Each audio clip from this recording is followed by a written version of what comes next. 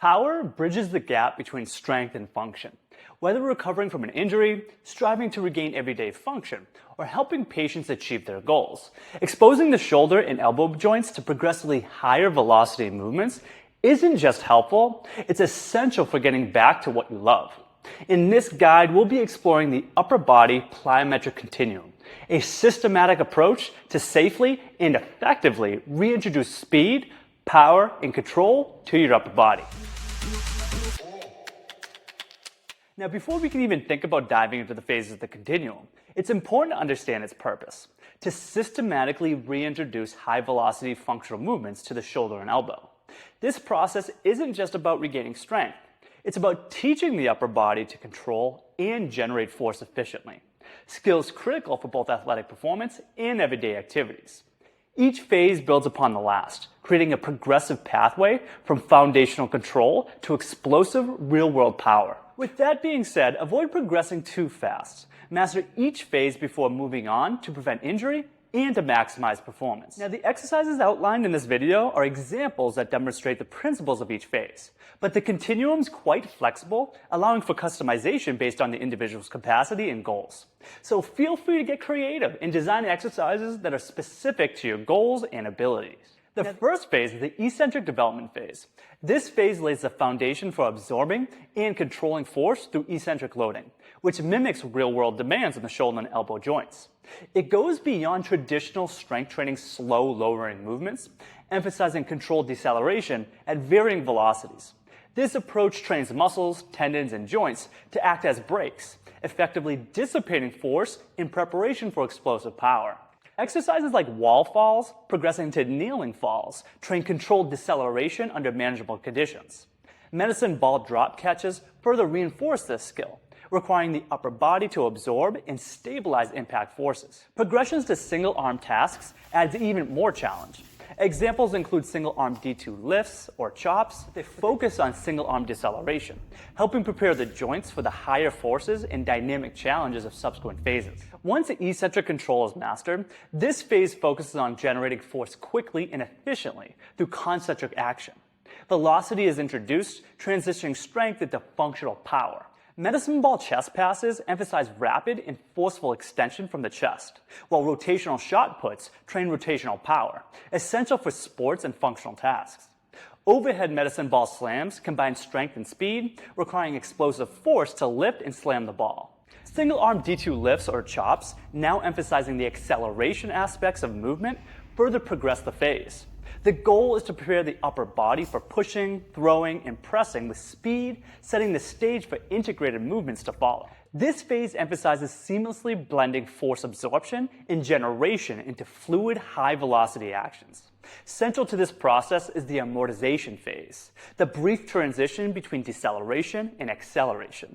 The objective is to minimize the time spent in this phase, maximizing efficiency and producing explosive power. Early phase exercises such as standing medicine ball chest passes involve catching and throwing the ball at controlled pace, ensuring smooth transitions between deceleration and acceleration. Rotational shot puts and overhead slams further develop the ability to absorb and generate force efficiently. As control improves, the focus shifts to more reactive, rapid transitions. Explosive movements like the bench press, med ball catch and throws, and explosive push-ups on a step emphasize a quick lowering phase and powerful press, training the body to rebound with speed and precision. The squat press integrates both upper and lower body power, enhancing dynamic control. Progressing to single-arm exercises can further refine unilateral strength and coordination, making this stage crucial for bridging the foundational work with reactive demands. The final phase targets endurance, coordination, and explosive power through continuous, high-velocity movements. Building on the exercises from the previous phase, these are now performed in an explosive, repeated manner. Movements like bench presses, push-ups on a step, and rows train the upper body to decelerate and accelerate rapidly while maintaining consistent power across repetitions. This reinforces the reactive capabilities developed earlier.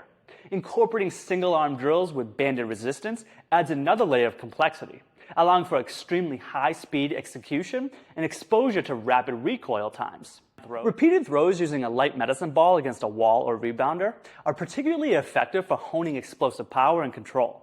This stage prepares athletes for high-intensity sports and functional activities, optimizing their ability to perform dynamically in real-world environments. When loading the shoulder for plyometric training, the focus should be on lighter loads that enable explosive, high-velocity movements. For resistance-based plyometrics, like explosive bench press, using 20 to 30% of the athlete's 1 repetition maximum is a general guideline, striking a balance between load and speed. Medicine ball weights typically range from 4 to 12 pounds, allowing for controlled yet powerful movements while minimizing injury risk. For body weight or unloaded exercises, such as explosive push-ups, intensity is adjusted by prioritizing speed and power while ensuring proper technique. A critical metric to monitor during all plyometric exercises is movement velocity. If speed begins to drop, it's a sign the load or intensity is too high. Adjustments should be then made to maintain an explosive nature of the movements. This approach ensures that the shoulder is trained for power and speed effectively while reducing the risk of overloading or injury. The beauty of the upper body plyometric continuum lies in its systematic approach to rebuilding power, speed, and control, while respecting recovery. By focusing on lighter loads, maintaining explosive movements, and progressing thoughtfully through each phase, you're not just strengthening the shoulder and elbow, you're preparing them for real-world demands, whether that's dominating on the field or returning to everyday activities. So whether you're a coach, clinician, or someone working on your own rehab, remember, it's not just about doing your exercises. It's about doing them with purpose, precision, and progression. Keep your velocity high, your technique sharp, and watch your strength transform your function into power. If you like this episode of Physio Show, make sure to support the growth of the channel by giving it a like. And don't forget to subscribe so you can stay updated on everything you need to know about your body, how it works, and what it needs to keep moving.